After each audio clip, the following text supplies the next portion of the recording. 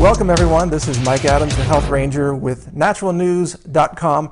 Today I'm sitting down with Dr. Andrew Wakefield, who you of course are familiar with in the ongoing controversy surrounding vaccinations, autism, gastrointestinal disorders in children, and of course what's going on with the medical journals and science in general.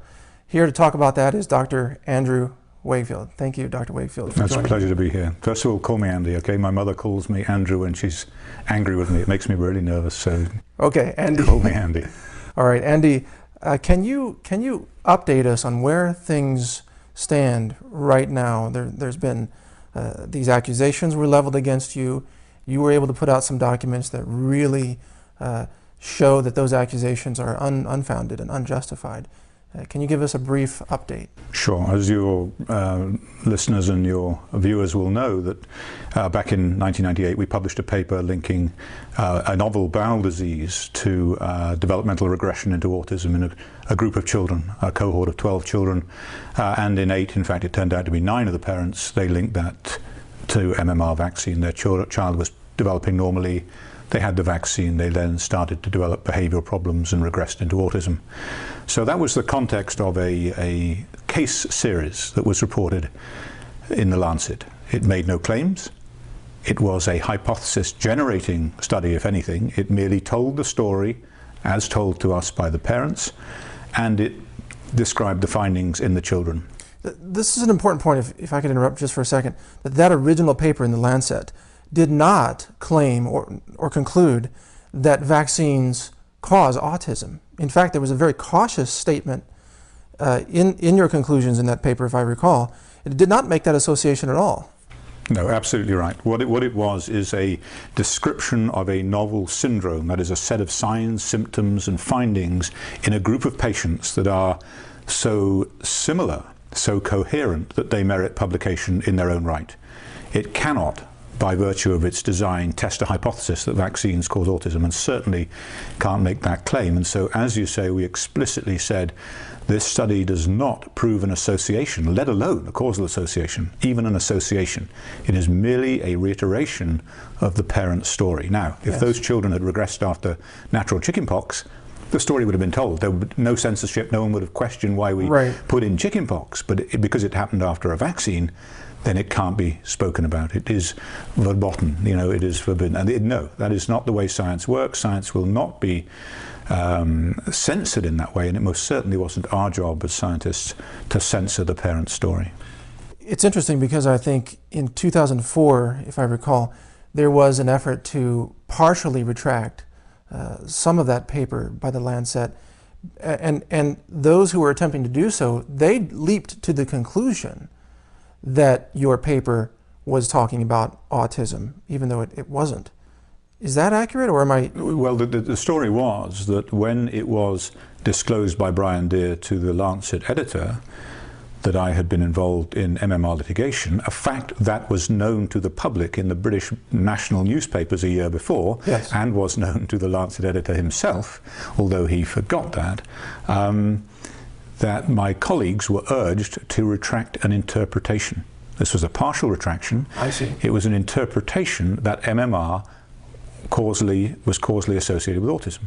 But the paper never made that link. It did not draw that conclusion. How can you retract something that was not in the paper? How can you retract a possibility? A possibility stands. You can't retract a possibility. There's no logic to that. And so this was just political shenanigan, and I refused to get involved. I refused to sign up to it, and so did 2 of my colleagues. And as you know, it's been reported in the media since that time, 10 of your colleagues retracted, 10 of your colleagues denied the findings. No, they didn't. They never did.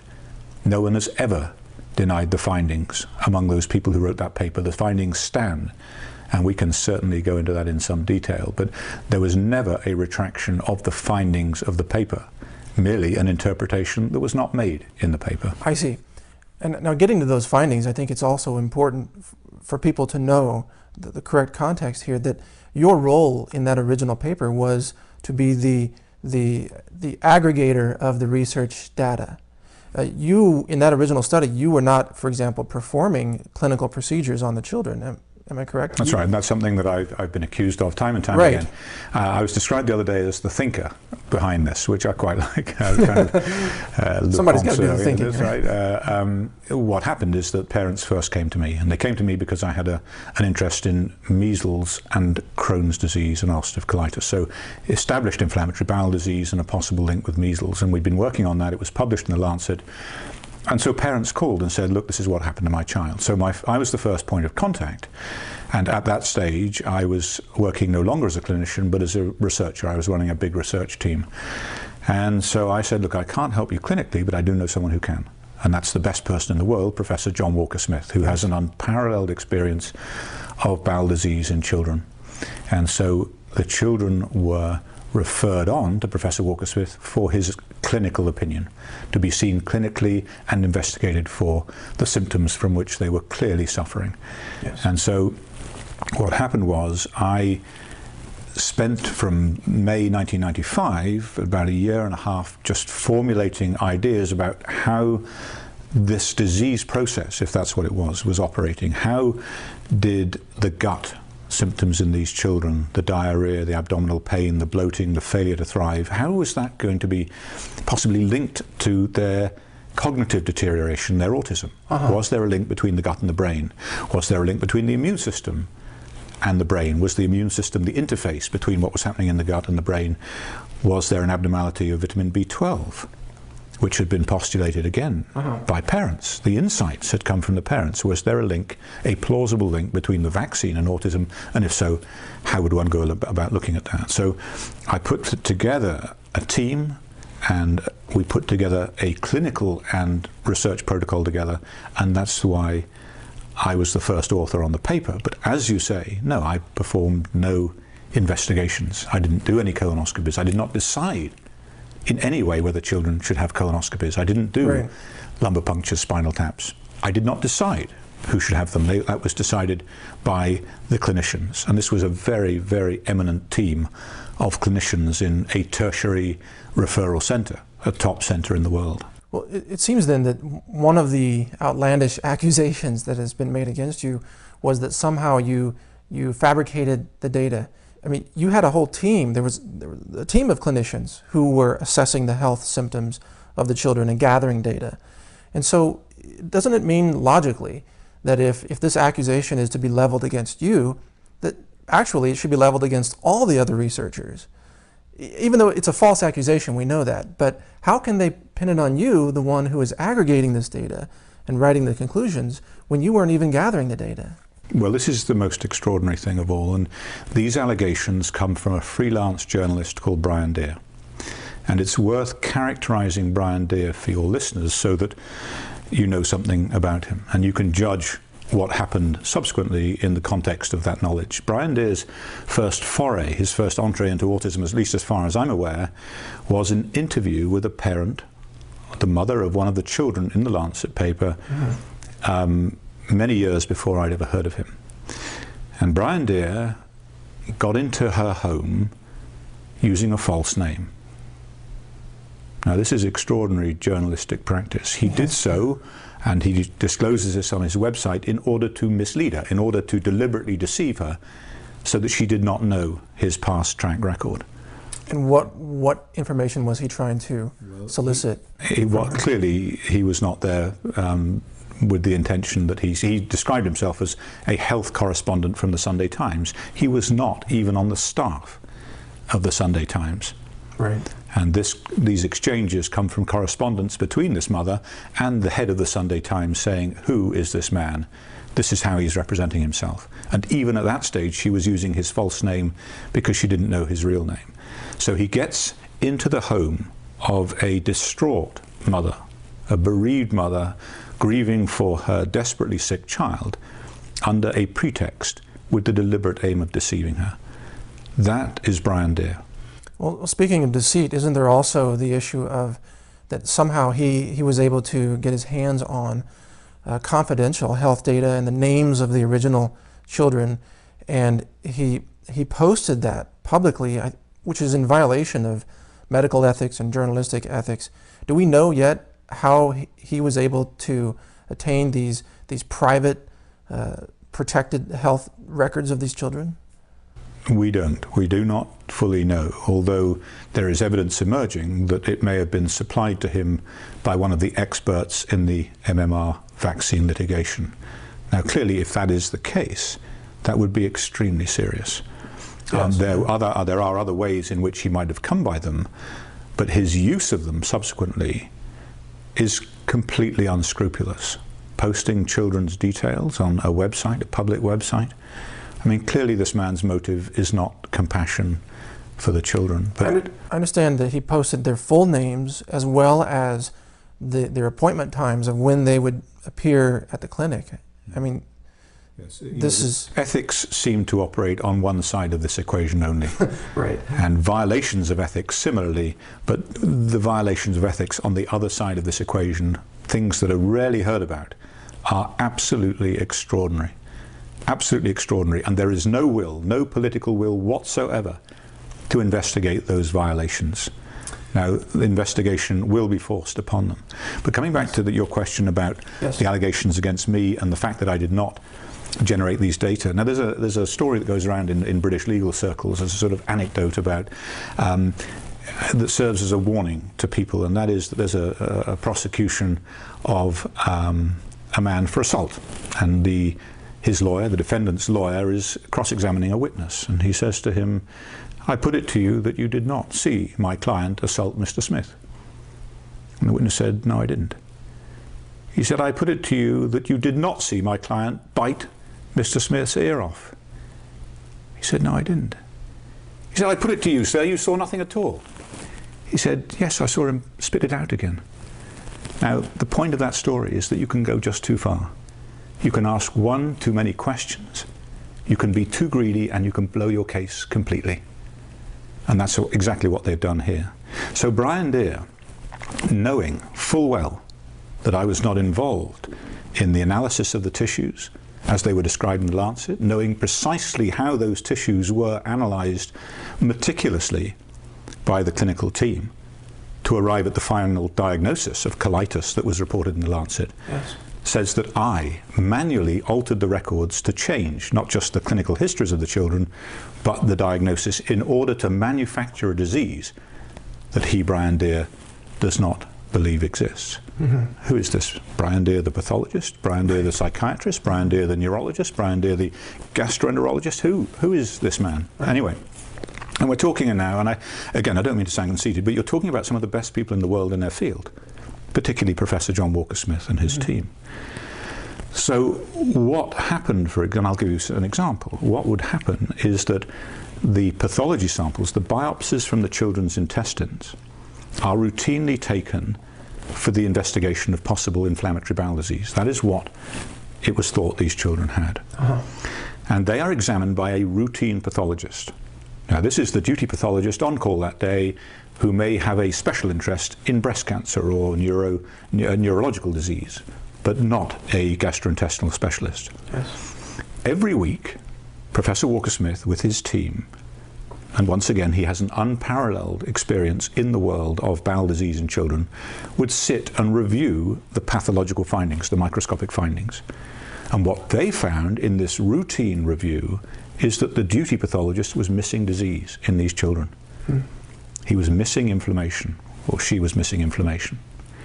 And so in order to arbitrate, in order to resolve this discordance between the routine findings and his team's expert findings, he asked the senior pathologist in the hospital, Dr. Paul Dillon, who was the senior expert in bowel disease, to analyse the tissues independently, and to do so without any knowledge of the child's diagnosis or their symptoms. In other words, to the highest degree of rigour. To say in a blinded review, please could you look at these biopsies and without any preconditions tell me what you find. He documented those findings, and it's those findings made completely independently of me that were put into the Lancet paper, and they were colitis, colitis, colitis, colitis, colitis, and so on. So they were faithfully reproduced in the Lancet paper, and they were made in the most scrupulous, meticulous way. And those are the facts. Now, Brian Deere knew those facts. When he made his allegations to the British Medical Journal, he knew those facts. Did he disclose them to the British Medical Journal? More importantly, the British Medical Journal, as a peer-reviewed scientific journal, did they check the facts? Because the facts were fully available to them in the book, Callous Disregard. In fact, you made most of this material available directly to the British Medical Journal via email. Yes. Yeah, absolutely. They have been told about this. Now, they have got themselves into a real mess. Indeed. They have been hijacked by a freelance journalist who is not expert in any of these fields. They have handed over their journal to this man and allowed him to publish false allegations, knowingly false allegations, and they have gone along with it. Do you think the British Medical Journal will be forced eventually to retract this? Well, it's going to be a very interesting situation. They've been sent now a series of 9 questions that they have to answer. 9 questions based upon their articles and the facts that they are going to have to answer. Well, it seems that they either have to exist in the realm of evidence and logic and science and reason, and that's where they claim they exist. And if they do that, they must answer these 9 questions. They must look into the evidence. Or they can become, instead of the BMJ, can become the blogger's medical journal, you know, the tabloid medical journal that really has no scientific credibility. I mean, they have to make a decision of what's their character, it seems. Yes, in my opinion, they have blown their scientific credibility. In their desperation, in their urgency, in their sort of cognitive dissonance, there's fundamental belief that vaccines must be safe. They must be safe. Please don't tell me they're not. Please don't tell me that this disease, this terrible disease, is something that's iatrogenic, that's been caused by the physician. Don't tell me that. Right. Tell me anything but that.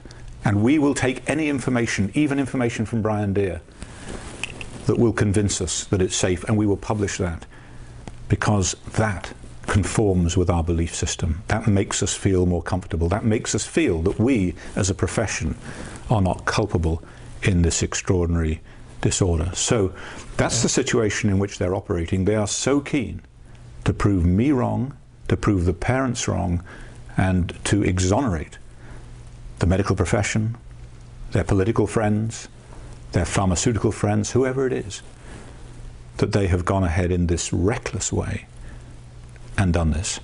And now, based upon the clear, unambiguous, historical, factual records, then I can come out and talk to you like this and say this without any fear of retribution from the British Medical Journal, because they've got themselves into this mess. The facts are the facts. Well, it seems like you would welcome a deeper investigation and everything going on to the record. And as you hinted at earlier, it seems that the British Medical Journal and people like Brian Deere have inadvertently now turned the eye of scrutiny upon themselves, because their accusations against you were so outrageous and so serious and so fundamentally flawed that they've now attracted essentially the attention of the entire alternative medicine community, of physicians who weren't even paying attention to the vaccine issue that closely until now, and now they're looking at it more closely,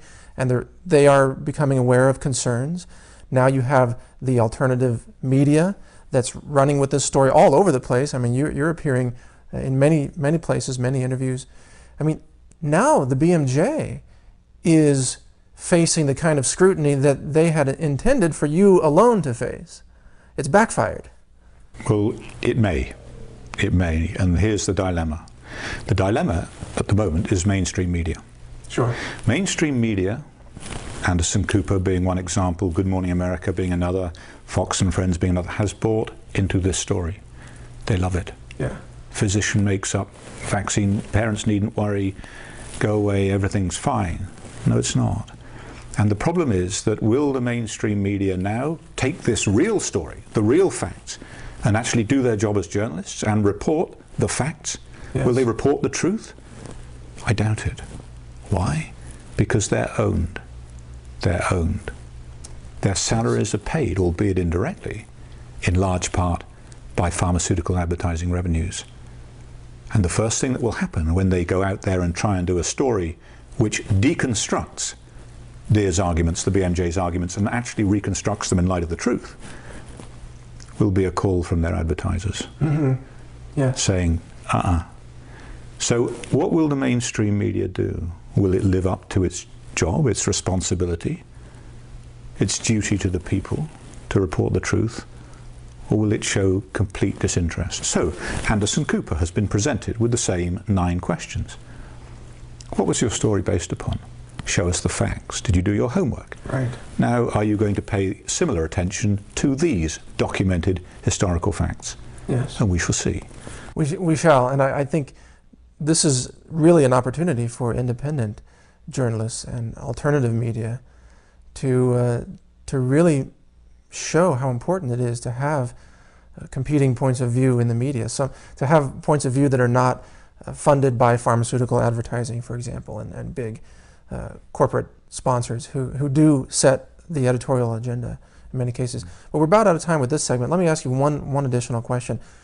If your research had, for example, concluded that this colitis, these symptoms that you were observing in these children, let's say theoretically that it had concluded that this was being caused by a vitamin and not vaccines. The vaccines weren't even part of this story. It was being caused by a vitamin. You found, let's pretend that your researchers found that vitamin A, for example, supplements were causing this. I believe that you would have been treated as a hero in the conventional medical community for that finding, whereas now you're being treated in the opposite way. Do you agree with that assessment, or how do you think you might have been treated differently if you had found a different cause associated or possibly associated with the symptoms you were observing? I think you're absolutely right. I think if we'd found that it was caused by Rocky Mountain spotted fever, they would say, wow, that's horrible, let's make a vaccine against that. And they'd have seen the market opportunity, and they'd have rushed out there, and we'd have a vaccine on the market already. So absolutely, it's the simple fact that this is a vaccine that may be causing this that is anathema, that is unacceptable, and in violation of this sort of religious belief that this is the best thing we've ever done, so it cannot be bad. Now, I don't know the answer, but I do know that the question is entirely valid, and my colleagues and I, will not be deterred from trying to answer that question. That's really, we are happy to hear that, and we wish you the best in pursuing the continued facts of this matter, and hopefully moving towards a possible retraction by the British Medical Journal, if they're even open to such an idea. We shall see. We shall see. All right, folks, you've been listening to an interview here with Dr. Andrew Wakefield. He's the author of Callous Disregard, which you can find in bookstores everywhere. And the website where you can learn more from Dr. Wakefield is, of course, vaccinesafetyfirst.com, correct? And there are many other vaccine information websites that you can find online. Check out naturalnews.com for a complete list of those references. Thank you, Andy, for joining me today. Pleasure. Thank you.